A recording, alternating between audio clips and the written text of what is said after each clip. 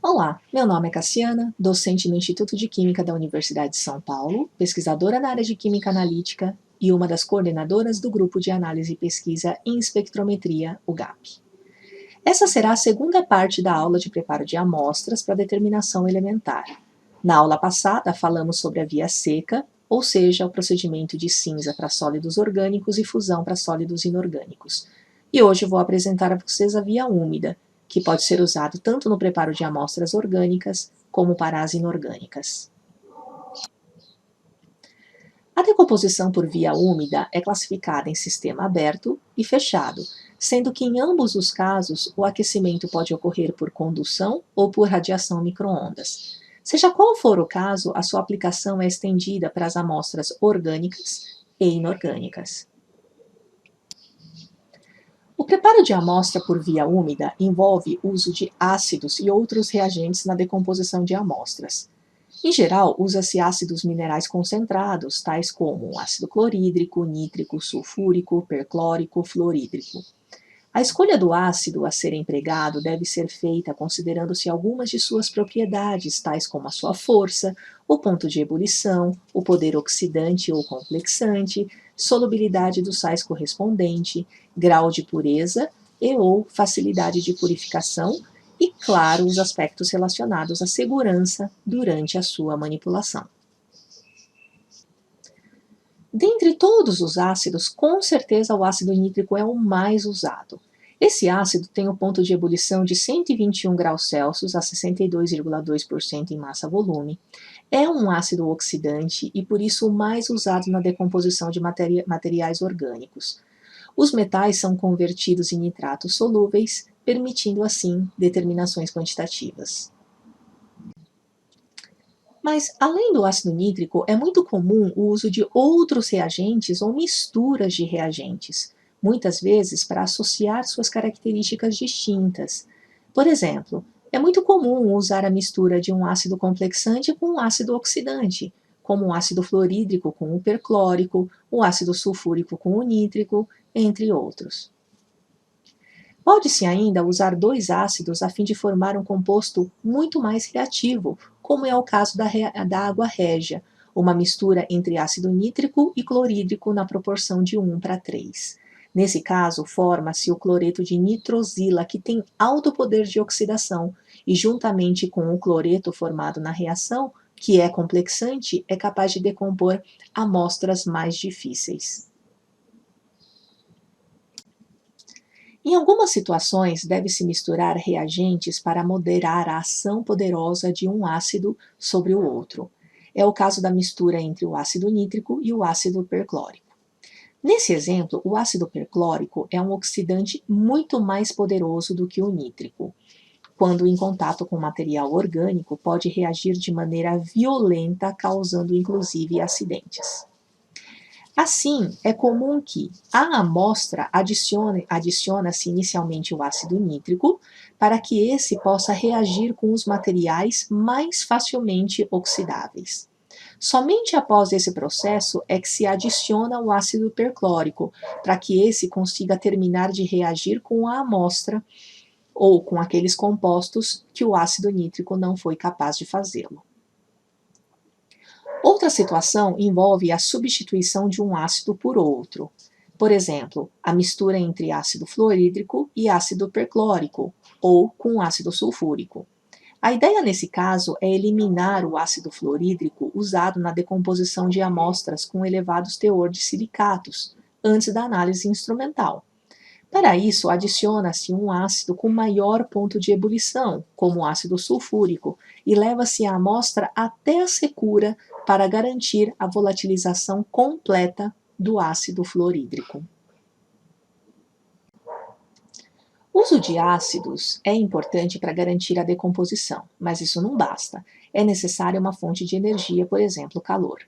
É comum o uso de aquecimento condutivo, como bloco de digestores, chapas ou mantas de aquecimento. Esses sistemas promovem a decomposição em sistema aberto que atua à pressão ambiente. Nesse caso, o uso de ácido perclórico é muitas vezes necessária para promover a decomposição de amostras orgânicas, já que ele é um poderoso oxidante. O processo de decomposição costuma ser lento, podendo demorar entre 3 e 12 horas para 500 miligramas de amostra. Mas, se pensarmos que é possível decompor entre 40 e 100 amostras de uma única vez, podemos concluir que ainda assim a frequência analítica é alta. Por ser um instrumento de baixo custo, é muito usado nos laboratórios de controle de qualidade. Um outro tipo de aquecimento, que é mais efetivo, rápido e moderno, é o uso da radiação micro-ondas ao invés do aquecimento condutivo. A radiação micro-ondas é uma radiação não ionizante que trabalha na faixa de frequência entre 300 e 300 mil MHz. Em potências entre 600 e 700 watts, quando ligados por 5 minutos, gera 43 mil calorias de energia. A frequência permitida para uso industrial, científico e doméstico é de 915, 2450 e 5800 MHz. O aquecimento por radiação micro-ondas, ao contrário do que ocorre com o aquecimento condutivo, no qual o aquecimento ocorre de fora para dentro, ou seja, por condução e por correntes de convecção, nas micro-ondas o aquecimento ocorre diretamente no seio da solução.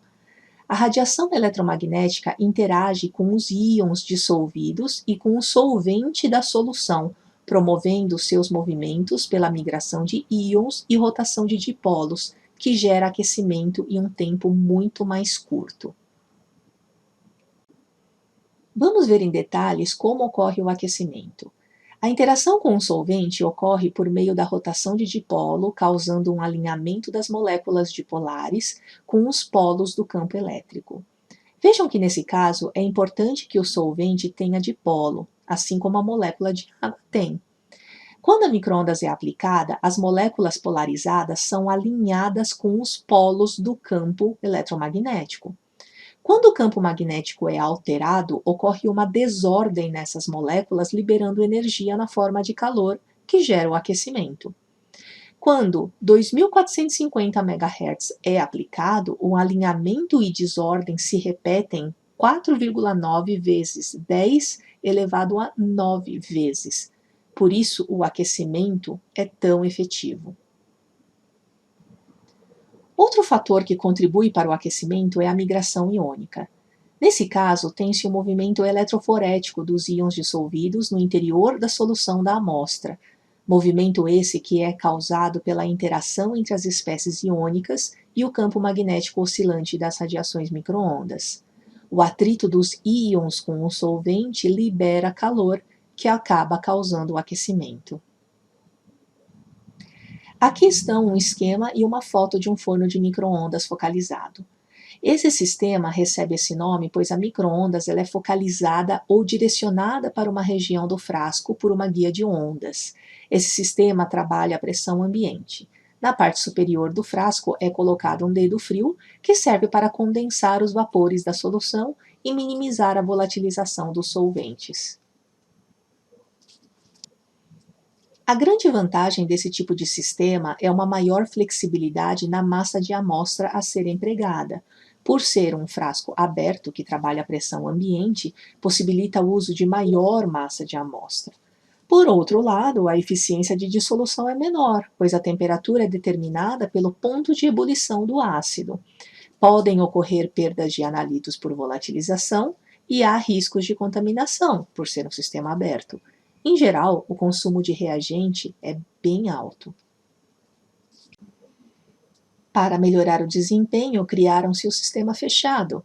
Nesse caso, há aumento da pressão e, consequentemente, da temperatura, o que melhora a eficiência de decomposição, tornando-a mais rápida, pois trabalha-se com a temperatura acima do ponto de ebulição do reagente. E, por ser fechado, resolve-se dois problemas comuns aos sistemas abertos: evita a perda de analito por volatilização e minimiza a contaminação por fonte externa. Aqui estão as imagens dos mais modernos fornos de micro-ondas de alta pressão que suportam 100 bar de pressão e podem chegar a uma temperatura de até 320 graus Celsius, dependendo do modelo. Por trabalhar em pressões muito altas, o sistema de segurança deve ser eficiente. O sistema conta com um sensor de temperatura e pressão e cada frasco é envolto por uma camisa de cerâmica para segurar a explosão do frasco caso ela ocorra. Explosões não são muito comuns, pois há válvulas de escape de pressão, assim como temos nas nossas panelas de pressão de uso doméstico.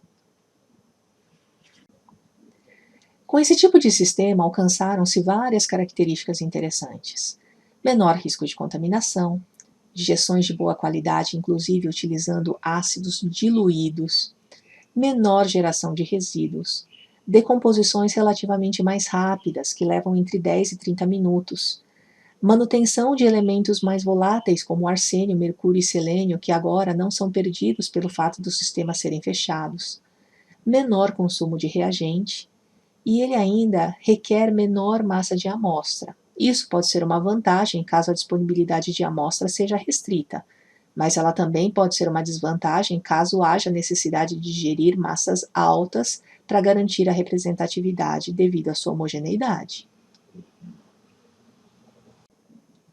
E com essa visão geral sobre métodos de preparo de amostra por via úmida, finalizo a segunda parte da aula de preparo de amostras. Detalhes sobre esse assunto podem ser encontrados nesse livro, Métodos de Preparação de Amostras para Análise Elementar, da editora SBQ, editado pelos professores Francisco José Krug e Fábio Rocha. Caso tenham qualquer dúvida ou sugestão, deixem sua mensagem ou contatem-nos pelo Facebook. Além de conhecer um pouco mais sobre a pesquisa desenvolvida pelo grupo, podemos manter contato. Um super abraço a todos vocês e até a próxima!